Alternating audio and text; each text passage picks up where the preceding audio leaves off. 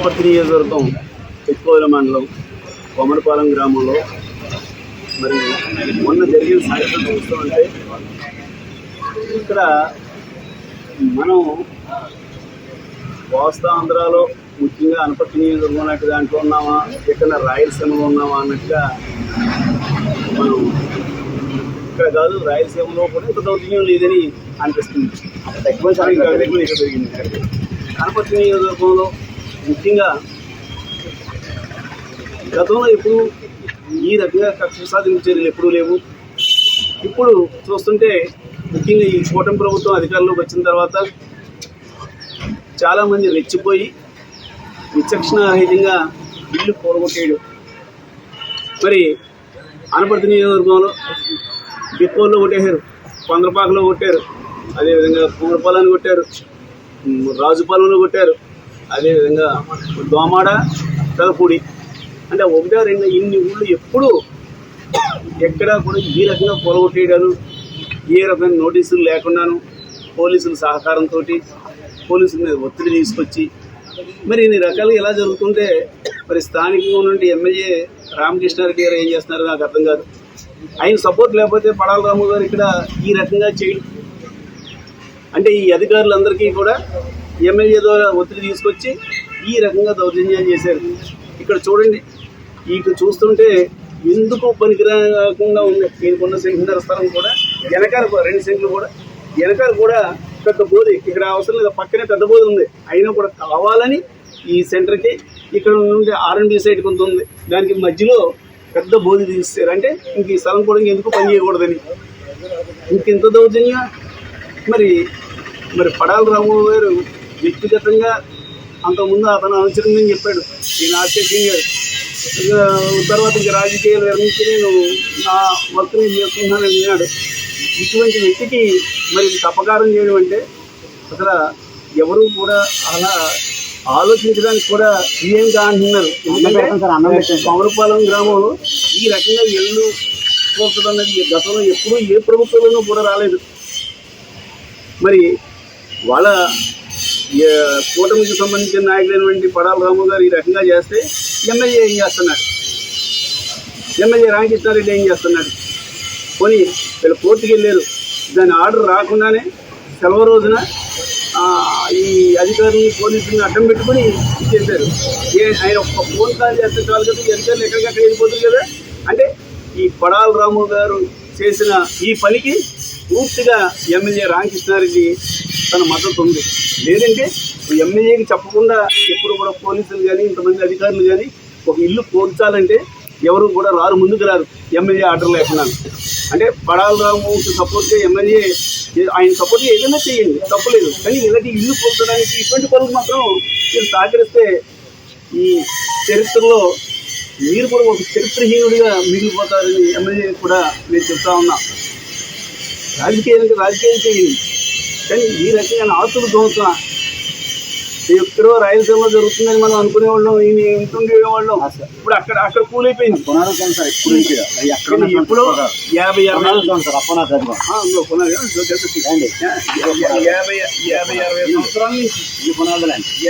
సంవత్సరాల నుంచి వీళ్ళ తండ్రులు తాతల టైం నుంచి కూడా ఇక్కడ హోటల్ ఉంది. మరి ఈ హోటల్ ఎక్కడి వరకు ఉంది, ఇప్పుడు కూడా ఎక్కడి వరకు ఉంది. కొత్తగా వెళ్ళాను అక్కడ ఏమైనా చేశారా, పోనీ కొత్తగా ఏదో ఆక్రమించారు, సంవత్సరం 2 ఏళ్ళు అది కట్ చేసామంటే అర్థం ఉంది. 50-60 సంవత్సరాల నుంచి ఉన్న స్థలంలో ఉన్నది, అది కూడా ఎవరికి అడ్డు లేకుండా ఉన్నది, కేవలం కక్ష సాధింపు. ఇటువంటి కక్ష సాధింపులకి తప్పనిసరిగా రానున్న రోజుల్లో మూల్యం మాత్రం తప్పనిసరిగా ఎవరెవరైతే దీంట్లో వాళ్ళ హ్యాండ్ ఉందో వాళ్ళందరూ కూడా తగిన మూల్యం మాత్రం వాళ్ళు చెల్లించుకుంటూ జరుగుతుందని మాత్రం ఈ సందర్భంగా తెలియజేస్తున్నారు. అలా 100 కట్టినాక పాపం పోతాను.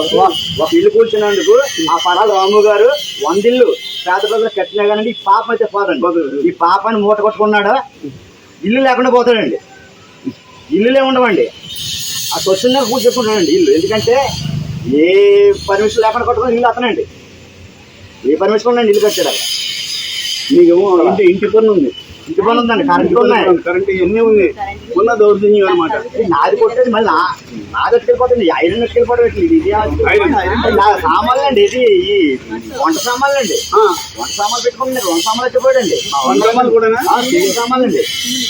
అందులో 5,000 6,000 మందికి వంటలు అదే సార్, సరిపడుతుంది. ఒక గిన్నె పట్టండి సేర్ సార్ అది. అది పెద్ద పెద్ద ఉంటాయి, అవి కూడా కొట్టిపోయారా? పైన ఉండదు,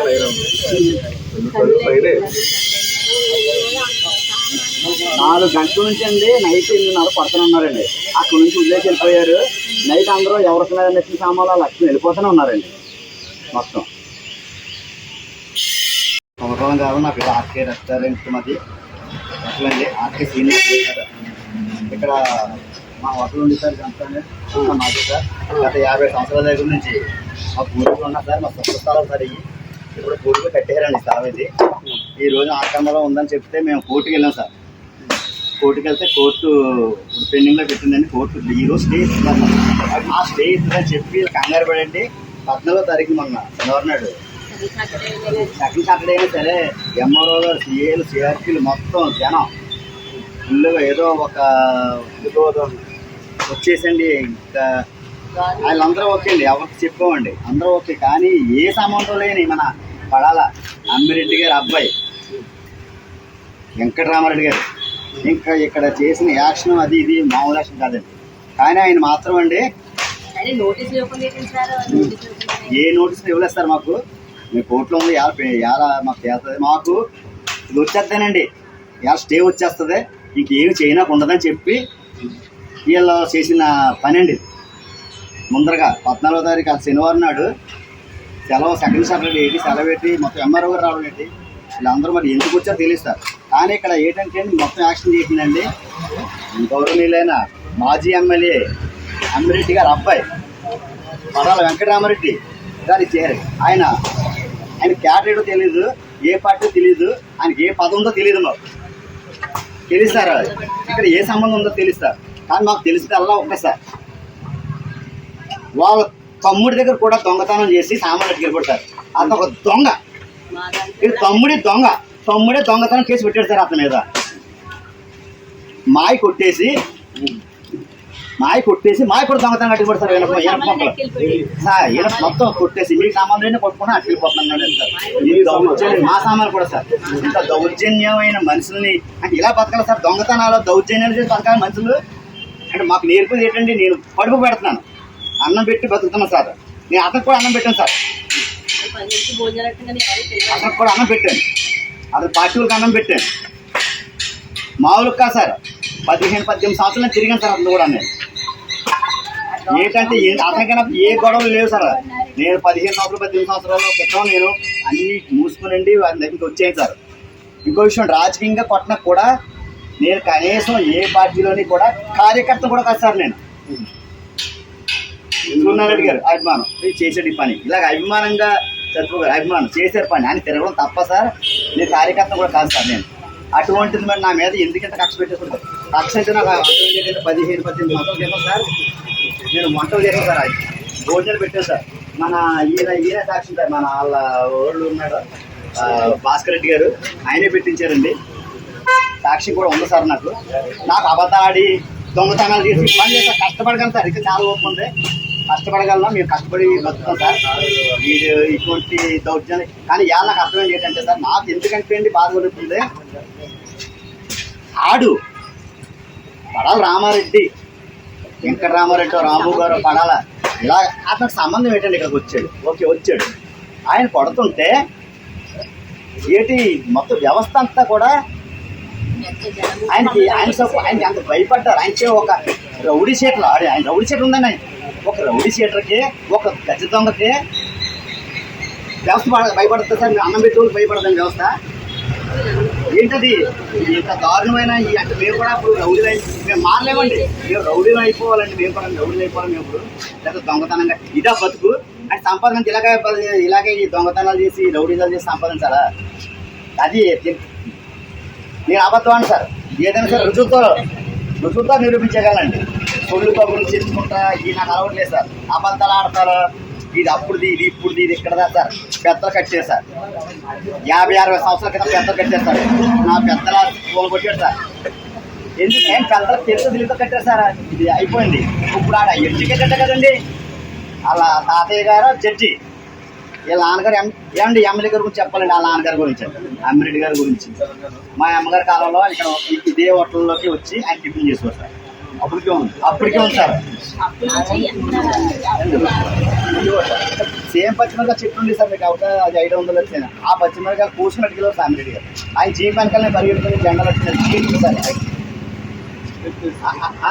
అంత ఆయనతో మాకు పరిచయం సార్ ఇలాంటివి చేయండి ఏదైనా బోధనలు అనుకోండి పిల్లలు పడిపోతారని చెప్పి ఆయన బోధు కూడా ఏదో చేసేవాడు సార్ అదే అలవాటు ప్రకారంగా బోధులు నేను చాలా నీట్గా నేను చేశాను నేను అన్నీ బద్దగొట్టాడు అటు సైడ్ కాలం ఉంది సావరం కాలువ ఇటు సైడ్ ఏమో సావరం కాలం ఉంది అటు సైడ్ ఏమో రాయవరం కాలం ఉంది సార్ నీటికి ఎక్కడ అట్లేదు నీటికి ఎక్కడ అట్లేదని వెళ్ళిపోతాం కాకపోతే మేము తగ్గిస్తామండి ఇది ఎందుకు ఎక్కడో తెలియదు సార్ మళ్ళీ ఎందుకు తగ్గడో తెలియదు దీనికి గొడవ అయిపోయింది సీఏ గారు మాట్లాడదాం చెప్పి వెళ్ళిపోయారు సీఏ గారు బతిమారా సార్ మీకు సంబంధం పెట్టిన బతిమారా కూడా ఆయన మాట వెళ్ళలేదు సార్ సీఏ గారు మాట కూడా వెళ్ళలేదండి ఇది అందులో ఉన్నాయి మనకి ఇక్కడ చేసిన పని అంతా మొత్తం వీడియోలు రికార్డులు అన్నీ ఉన్నాయండి మాకు మా దస్తావేజులు ఉన్నాయండి మొత్తం సొంత దస్తావేజులు ఉన్నాయండి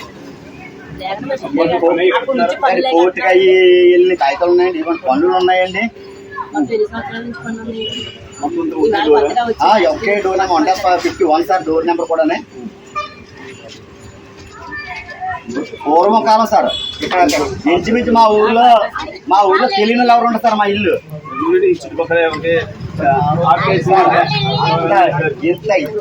ఇటువంటి దుర్మార్గుండి ఏం చేయాలో కూడా ఎలా తిట్టాలో కూడా అర్థమవుతుంది సార్ మాకు ఎందుకంటే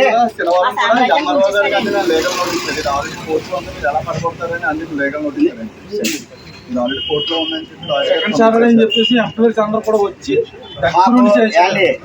అమ్మిరెడ్డి గారు ఎమ్మెల్యే గారు ఎంతో మంచి వ్యక్తి ఆయనకున్న గుడ్డువిలు వేరు ఆయన పద్ధతులు వేరు ఓకే అండి దానికి డిఫరెంట్గా ఈయన పుట్టాడు అంటే మాకు మీరు పెద్ద చెప్పిన తులసమ్మ కడుపుని తోలకుండా పుట్టినట్టు కానీ ఇది మామూలు పడగొట్టాడు అలా అది ఎదురుపక్ష అమృతానం శ్రీనివాసరెడ్డి గారి అంటే కొన్ని సంవత్సరాలుగా నేను వ్యాపారం చేసుకుంటున్నాను కూరగాయల వ్యాపారం పత్ర వ్యాపారం చేసుకుంటే ఎంతో అభిమానంగా ఆయన క్యాక్ చేసి బ్రతకాలని చెప్పేసి నాతో పాటు 10 మంది బ్రతికేలా చేసి ఇచ్చాడు ఆయన ఇచ్చిన షాప్ నేను ఎవరికి ఆటంకం లేకుండా చేసుకోవడానికి ఈరోజు 8 సంవత్సరాలు 8 ఏళ్ళ నుంచి నేను ఇందులో బ్రతుకున్నాను మరి కొత్తగా నేను ఏం చేయాలంటే కూరగాయల షాప్గా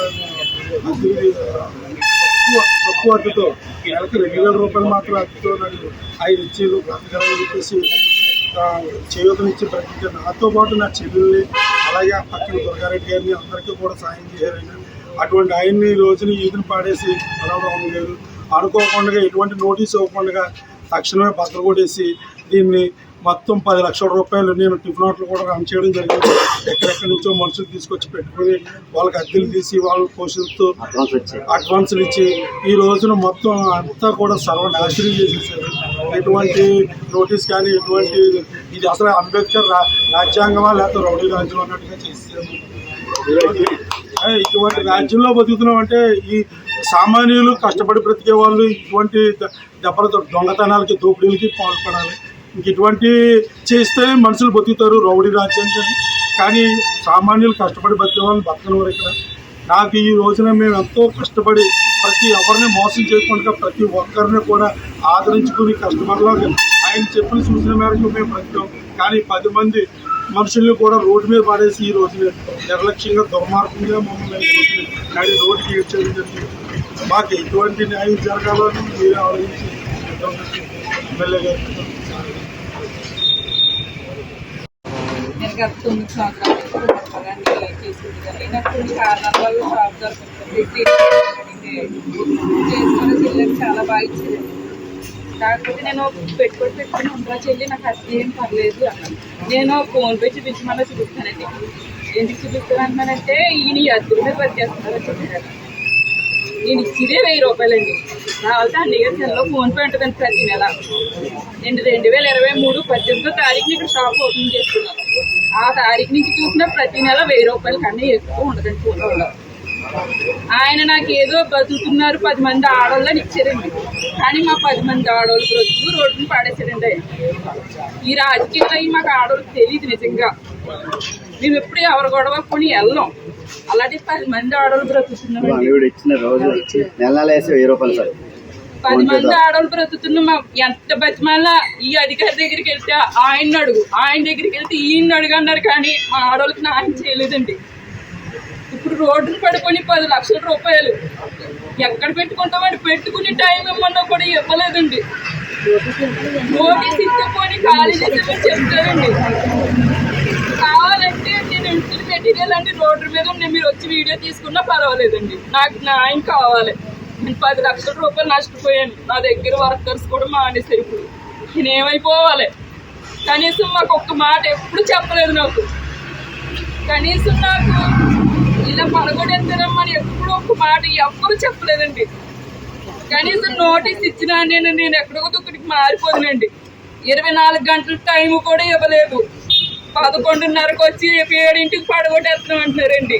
10 లక్షల రూపాయలు ఎక్కడ పెట్టేస్తామని మెటీరియల్ అంతా పట్టుకెళ్ళి రోడ్డు మీద పడేసానండి. అంతా అప్పు చేసి పెట్టుకున్నానండి.